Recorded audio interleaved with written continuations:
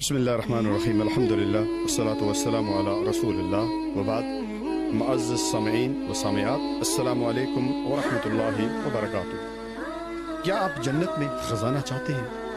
بھائیو، دنیا کے خزانے ختم ہونے والے ہیں۔ سورت نحل آیت نمبر 96 میں اللہ تعالیٰ نے کیا فرمایا؟ ما عندکم ینفد وما عند اللہ باق۔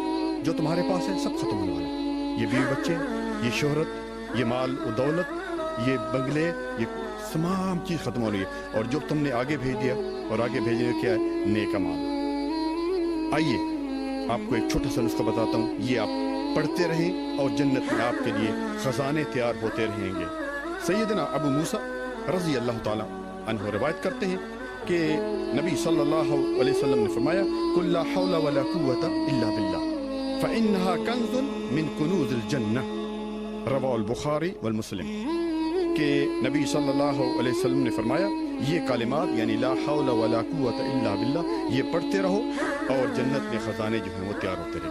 اسی طرح آپ صلی اللہ علیہ وسلم نے فرمایا کہ الا ادلک علی کنز من کنوز الجنہ، کیا میں تمہیں جنت کے خزانوں میں سے خزانہ نہ بتاؤں؟ قالوا بلا یا رسول اللہ، بتائیے اللہ کے رسول۔ آپ صلی اللہ علیہ وسلم نے فرمایا لا حول ولا قوة الا باللہ، کہ یہ کلمات پڑھتے رہو، لا حول ولا قوة الا باللہ، جنت میں خزانے تیار ہوتے رہیں گے۔